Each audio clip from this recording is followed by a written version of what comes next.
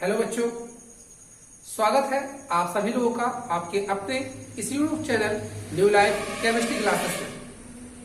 तो जैसा कि आप पिछले वीडियो में देख चुके थे कि आपको केमिकल रिएक्शंस, रासायनिक अभिक्रियाएं पढ़ाई गई थी।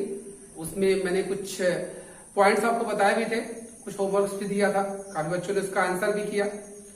तो आज हम एक नए चैप्टर का शुभारंभ कर रहे हैं और जो भी कुछ पिछले चैप्टर में किसी के डाउट्स रहे हो, कोई क्वेश्चन अगर किसी को नहीं आया हो तो इस वीडियो के लास्ट में आप जो भी चाहें कमेंट बॉक्स में वो लिख सकते हैं, उसका आंसर आपको मिल जाएगा।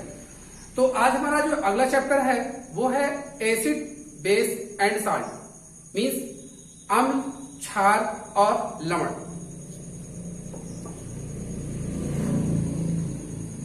एसिड बेस एंड सॉल्ट, अम्ल, क्षार और लवण।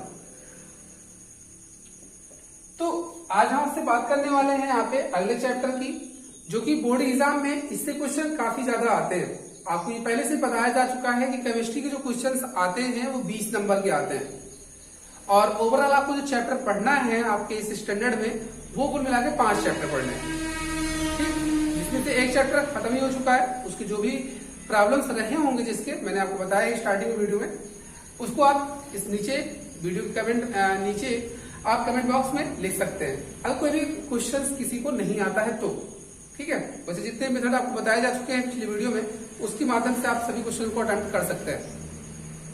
तो आज हम बात करने वाले हैं यहाँ पे अम्ल, क्षार और लवण की। तो चलिए पहले स्टार्ट करते हैं यहाँ पे कि अम्ल क्या होते हैं, क्षार क्या होते हैं और लवण क्या होते हैं। सबसे पहले आप एक चीज और ध्यान में रखिए, कुछ लोगों के मन में ये चीज आती रहती है बार बार, क्षार और क्षारक को लेकर के। क्षार और क्षारक, जिसको बेस और एल्कली बोलते हैं। तो आप दिमाग में बस एक पॉइंट रखिए अच्छे से कि जितने भी क्षारक होते हैं, क्षारक दैट मीन्स एल्कली बोलते हैं उसको आप, जितने भी क्षारक होते हैं वो सबके सब क्षार है, सबके सब क्षार है। लेकिन जो क्षार होते हैं, जो क्षार होते हैं वो आवश्यक नहीं है कि वो सभी क्षारक ही हो। कंफ्यूजन तो नहीं हो रही है? क्या कह रहा हूं मैं ये बता रहा हूं आपको कि जो क्षारक होते हैं, यानी कि सभी क्षारक क्षार होते हैं। All alkali is base but all base is not alkali. Clear है? मीन्स आपको बताया जा रहा है प्रत्येक क्षारक एक क्षार होता है, लेकिन सभी क्षार क्षारक नहीं होते। ये चीज दिमाग में रखे रहिए। बाकी में जब भी इसका नंबर आएगा वहां पर मैं फिर से डिस्कस करूंगा आपसे, क्योंकि ये सबसे बड़ी पॉइंट इस चैप्टर में यही बन के आती है। कुछ बच्चे बार बार इस चीज को लेकर डिस्टर्ब होते रहते हैं, तो चीज मैंने स्टार्टिंग में ही क्लियर करनी चाहिए। बाकी वीडियो में आपको मिलता रहेगा हमेशा, जहां भी जैसा इसका यूज आएगा। तो आइए बात करते हैं पहले यहाँ पे अम्ल की, यानी कि अम्ल क्षार की जो हम लोग डिफिनेशन बताएंगे वो यहाँ पे 3 वैज्ञानिकों के अनुसार। एक है पहला आर्हीनियस का कॉन्सेप्ट, दूसरा है ब्रॉन्स्टेड और लॉरी का कॉन्सेप्ट और तीसरा है लुईस का। एग्जाम में से क्वेश्चन आया कि अम्ल क्या होते हैं, अम्ल क्या होते हैं। तो जैसे देखिए पहले हम लोग जब थोड़े से छोटे स्टैंडर्ड में थे तो ये कहा जाता था कि अम्ल स्वाद में खट्टे होते हैं, है ना। लेकिन अब कुछ ऐसे भी एसिड होते हैं जिसको अगर आप टेस्ट करते हैं तो हो सकता है टेस्ट करने वाला पार्ट ही खत्म हो जाए, मतलब जीव वगैरह गायब हो जाए। तो हर एक चीज को हम लोग टेस्ट करके तो कर नहीं सकते, हाँ, लेकिन उसका केमिकल टेस्टिंग कर सकते हैं। एक टेस्ट जो आपका होता है जो परीक्षण है, और टेस्ट जो एक स्वाद लेते हैं, समझ रहे ना सब लोग। तो मैं ये समझा रहा था यहाँ पे कि अम्ल, क्षार और लवण, जो परिभाषा पहले आप पढ़ के आए हैं कि अम्ल स्वाद में खट्टे होते हैं, ये इसकी एक प्रॉपर्टीज है, डिफिनेशन नहीं है, इसका एक गुण है ना। अब देखिए इसमें पहले आपको मैंने बताया कि अम्ल क्षार की जो डिफिनेशन आपको यहाँ पे सुनने को मिलेगी वो 3 राइटर के अनुसार, जो भी यहाँ पे 3 आपके साइंटिस्ट हैं, जिसमें एक नाम बताया मैंने आर्हीनियस का, दूसरा बताया ब्रॉन्स्टेड और लॉरी का, और तीसरा बताया लुईस का। कुछ लोग उसको लेविस भी पढ़ते हैं। तो देखिए यहां पे अम्ल आर्हीनियस के अनुसार क्या कहा जाता है, ऐसे पदार्थ जो स्वाद में खट्टे होते हैं, ये आप पहले पढ़ते थे। अब इसको थोड़ा सा मॉडिफाई करते हैं, कैसे कहते हैं कि ऐसे पदार्थ जो अपने जलीय विलयन में हाइड्रोजन आयन, जिसको आप HN बोलते हैं, या हाइड्रोनियम आयन देते हैं। ठीक, क्या बताया आपने, ऐसे पदार्थ जो अपने जलीय विलयन में H आयन या जिसको आप हाइड्रोजन आयन बोलेंगे या हाइड्रोनियम आयन, कौन सा, हाइड्रोनियम आयन देते हैं, वो कहलाते हैं अम्ल। ऐसे पदार्थ जो अपने जलीय विलयन में H आयन या हाइड्रोनियम आयन देते हैं, उसे आप कहते हैं अम्ल। किसके अनुसार आप बता रहे हैं, आर्हीनियस के अनुसार बता रहे हैं। इसी का जस्ट अपोजिट क्या होता है, आर्हीनियस के अनुसार जो क्षार की परिभाषा कहती है, ऐसे पदार्थ जो अपने जलीय विलयन में हाइड्रोक्सिल आयन देते हैं, कौन सा ion, hydroxyl ion, OH negative. ऐसे पदार्थ जो अपने जलीय विलयन में हाइड्रोक्सिल आयन देते हैं, वो क्षार कहलाते हैं। और ऐसे पदार्थ जो अपने जलीय विलयन में H आयन या हाइड्रोनियम आयन देते हैं, वो अम्ल कहलाते हैं। किसके अनुसार आप डिफिनेशन बता रहे हैं, वो है आर्हीनियस के अनुसार।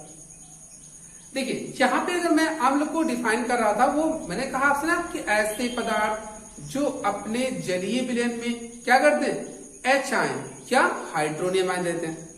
ठीक, वीडियो को एक बार पॉज करके आप अच्छे से इसका मनन करें और फिर बताएं डिफिनेशन याद हुआ या नहीं, फिर से आप वीडियो को प्ले करें।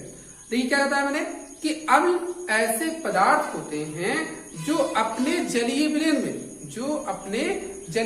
में H आयन या हाइड्रोनियम आयन देते हैं, और क्षार ऐसे पदार्थ होते हैं जो अपने जलीय विलयन में हाइड्रोक्सिल आयन देते हैं।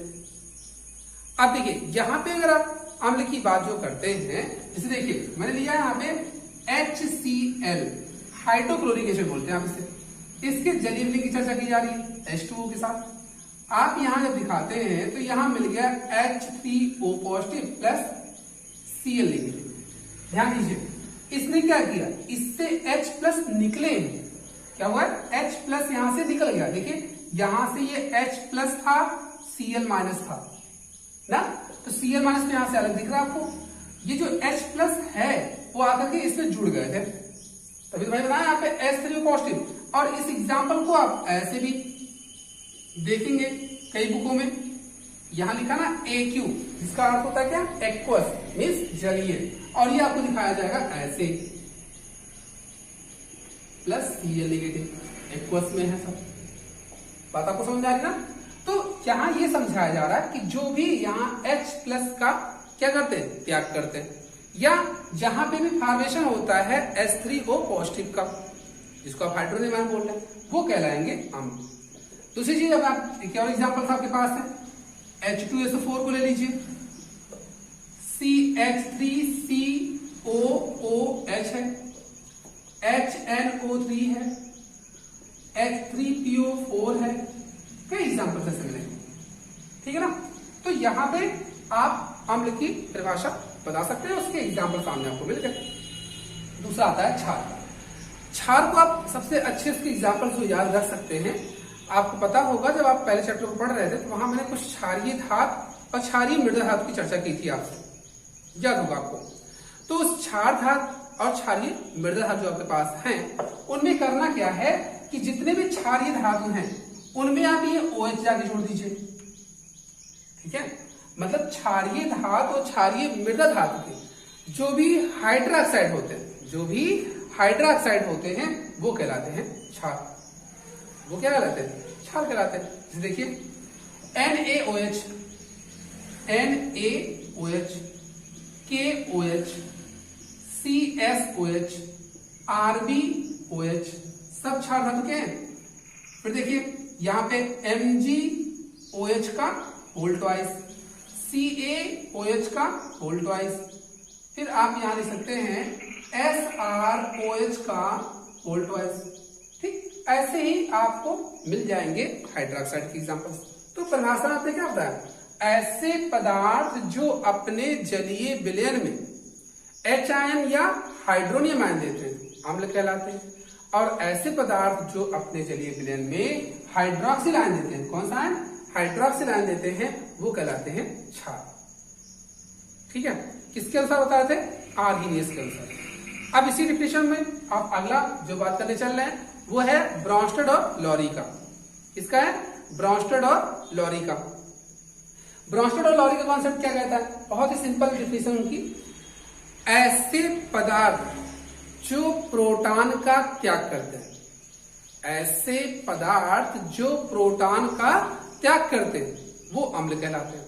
Proton means H plus, proton मतलब H प्लस, ठीक, H प्लस। अब एक क्वेश्चन आपके दिमाग में ना कि यहां तो प्रोटॉन की बात हुई तो आप H प्लस का नाम क्यों ले रहे हैं? K प्लस कह दीजिए, आपके Na प्लस कह दीजिए, सब पे भाई एक प्लस आता है, तो आपने H प्लस स्पेशली क्यों कहा? या H प्लस को आप प्रोटॉन क्यों बोल रहे हैं, है ना? तो आइए डिस्कस करते हैं इस पर। H प्लस आप सभी को पता है कि पूरी आवर्त सारणी का हाइड्रोजन ही एक ऐसा एलिमेंट है जिसमें केवल एक इलेक्ट्रॉन होते हैं, जिसके सेल में कितने? केवल एक इलेक्ट्रॉन्स होते हैं। और आप ये भी जानते हैं कि उसके ऊपर एक प्लस चार्ज लगा है।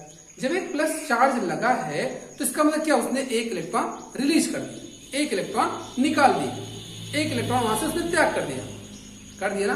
तो क्या अब इलेक्ट्रॉन बचे? नहीं।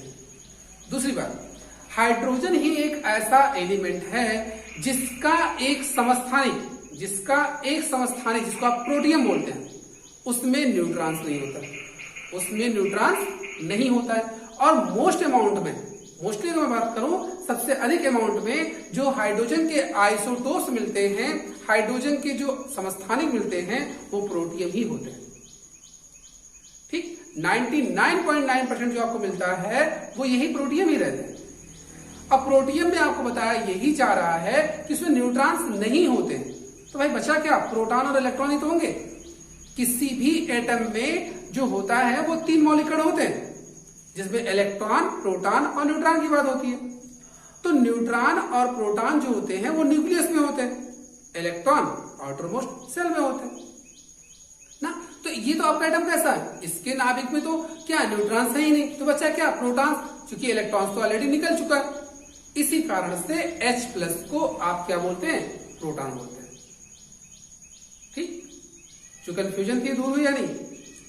चलिए अब आगे बात करते हैं।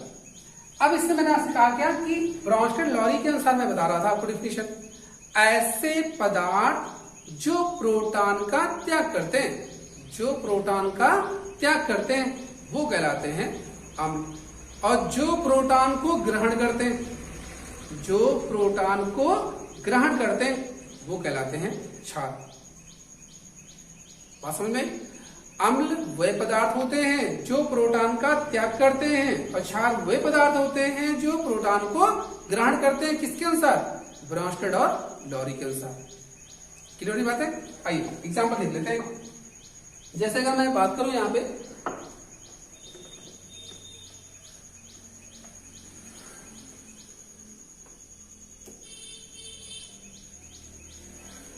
NH3 है और हमने यहां पे H प्लस।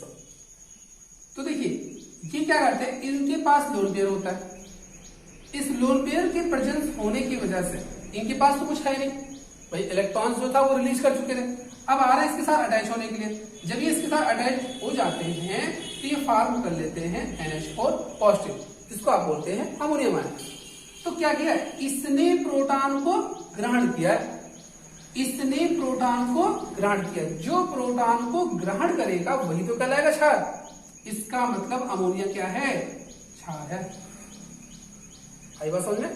आगे देखिए, मैं एक एग्जांपल कॉमन ले रहा हूं जो दोनों में आप यूज कर सकते हैं। देखिए H2 के मैंने 2 मॉलिक्यूल्स लिए थे, अब मैंने जब इस पे ब्रेक किया इसको, तो एक मिल गया मुझे H3O पॉजिटिव और दूसरा मिल गया OH नेगेटिव। तो देखिए एक वाटर मॉलिक्यूल्स ने क्या किया है? एक H आयन, दैट मींस आपने प्रोटॉन त्याग किया। तो जिस वाटर ने क्या किया है? H प्लस त्याग किया, जो त्याग किया वो कैसा? एसिड। कैसा? एसिड जो प्रोटॉन का त्याग कर रहा है। और अगले ने क्या किया है? एक्सेप्ट किया ना भाई। एक ने त्याग किया तो इसने ग्रहण किया नहीं, H3 पॉजिटिव, तभी तो H प्लस बढ़ गए। तो जब H प्लस बढ़ गए इसका मतलब इससे बढ़ा, तो जो ग्रहण किया वो क्षार और जो त्याग किया वो अम्ल। इससे क्या स्पष्ट होता है कि जल एक ऐसा कंपाउंड है जो अम्ल और क्षार दोनों के जैसा व्यवहार कर सकता है। जल एक ऐसा कंपाउंड है जो अम्ल और क्षार दोनों के जैसा व्यवहार कर सकता है। ठीक है, आपको यह भी पता है कि जो शुद्ध जल होते हैं, प्योर वाटर जो होता है, वो विद्युत का कुचालक होगा, यानी उसमें इलेक्ट्रिक करंट तब तक फ्लो नहीं होगी जब तक कि स्मॉल अमाउंट में, यानी कम से कम अमाउंट में क्या उसमें अम्ल या क्षार की मात्रा उपस्थित ना हो। ठीक, अगर उसमें अम्ल या क्षार की मात्रा उपस्थित नहीं होती है तो उसका आयनाइजेशन हो ही नहीं सकता। जैसे एग्जांपल और याद रखिए, अगर मैं NaCl की बात करूं जो कि सॉलिड स्टेट में है, दूसरा NaCl मैंने लिया, ये आपका मॉल्टन स्टेट में या कहिए एक्वस अर्थात जलीय विलयन में, तो इसमें आप करंट फ्लो कराते रहिए, कभी नहीं हो सकता क्योंकि सॉलिड स्टेट, यानी कि यहां पर इसका आयनाइजेशन हो ही नहीं रहा है, आयनन हो ही नहीं पा रहा है। और जब इसका आयनन नहीं हो पा रहा है तो ऐसी स्थिति में अगर मैं जलीय विलयन में देखता हूं तो इसका आयनन हो जाता है, और आयनन होने की वजह से ही इसमें करंट फ्लो होती है। आपको ये पता है कि जल का जो पीएच होता है, आप बता चुके हैं कि वो 7 होता है, तो वहां एक शब्द आके ये भी जुड़ा रहता है, शुद्ध जल का पीएच मान ना। शुद्ध जल का जो पीएच मान होता है वो 7 होता है, पर अगर उसमें कुछ भी, चाहे कुछ एसिडिक नेचर आ गए या बेसिक नेचर आ गए, तो ऐसे केस में उसकी पीएच वैल्यू 7 नहीं आ सकती है। तो ऐसे ही केस में आपका वो वाटर जो होगा वो बिहेव करेगा एसिड या बेस के जैसा। तो आज हमने 2 साइंटिस्ट के अनुसार आपको डिफिनेशन बताई, एक आर्हेनियस के अनुसार और एक ब्रॉन्स्टेलोरी के अनुसार। दोनों के एग्जांपल्स मैंने आपको बताया, इनको एक बार आप अच्छे से लर्न करिए और अपनी कॉपी में इसके अच्छे से नोट्स बनाइए। अगला जो हमारा वीडियो होगा वो आपको मिलेगा लुईस के लिए, और साथ साथ मैं अगले वीडियो में आपसे डिस्कस करूंगा conjugate acid and conjugate base पे, संयुग्मी अम्ल और संयुग्मी क्षार को लेकर के। तो आज के लिए बस इतना ही रख